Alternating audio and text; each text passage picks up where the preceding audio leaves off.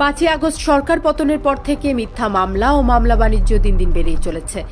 গেল 27 October supreme কোর্টের appeal বিভাগের এক তথ্যে জানা গেছে, এখন পর্যন্ত জুলাই আন্দোলনের ভুয়া মামলা থেকে 372 জনকে অব্যাহতি দিয়েছে পুলিশ। প্রক্রিয়াধীন আছে 251টি মামলা। 109 জনের সুপারিশপত্র আদালতে পাঠানো হয়েছে। বিবেচনার অপেক্ষায় আরও 236টি আবেদন। মৌলিকভাবে ধনী কিংবা গরিব, বিদ্বান বা অশিক্ষিত প্রতিটি মানুষেরই মত প্রকাশের অধিকার সমান। সে কোন দল, মত কিংবা ধর্ম পালন করবে তা তার ব্যক্তিগত বিষয়। তবে কেন কোনো দল দায়িত্ব থেকে অব্যাহতি নেওয়ার পরপরই দলটির সব শ্রেণীর নেতাকর্মীদের উপর চলে অযথা হয়রানি? কেনই বা বিনা দোষে পেতে হয় কঠিন শাস্তি? তাহলে কি গণতান্ত্রিক ব্যবস্থার বাইরে বাংলাদেশ? এমন হাজারো প্রশ্নের উত্তর খুঁজে বেড়ান সমাজের সাধারণ মানুষ। এবার জনসাধারণের সে প্রশ্নের উত্তরে সরব হলেন সিলেট 6 বিয়ানীবাজার গোলাপগঞ্জ আসনের গণ অধিকার পরিষদ মনোনীত সংসদ সদস্য প্রার্থী অ্যাডভোকেট জাহিদুর রহমান। নির্বাচন আইয়ালেও এগুলি একটু বেশ পারি যায়। বাংলাদেশেও যতক্ষণ পর্যন্ত এই রাজনৈতিক হয়রানি বন্ধ হয়েছে না, বাংলাদেশ কোনো রকম উন্নয়নের দিকে যাইতে পারত না।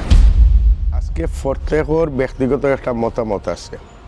আপনি একটা দল করতে পারেন, আমি একটা দল করতাম পারি। এটা হইল গণতন্ত্র, যেটার লাগি 1971 সালে আমরা আমাদের অনেক শহীদের রক্তের বিনিময় আমরা একটা গণতন্ত্র পাইছি, কিন্তু এটা গণতন্ত্র বাস্তবায়ন কোনো দিন হয়েছে না। যদি মনে করেন যে সব আপনার মতামতে থাকতো, this is not a democracy.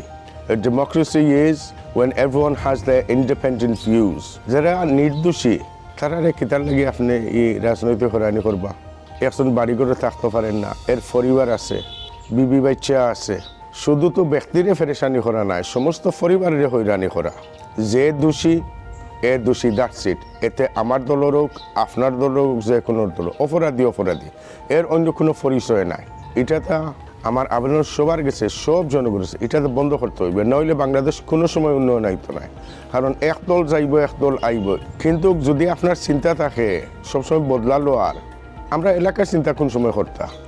যে কোনো প্রতিনিধি বা যে কোনো দলের তো দায়িত্ব হইল বাংলাদেশ লইয়া, এলাকা লইয়া। অন্য দলের হয়রানি করা এটা তো দায়িত্ব নাই।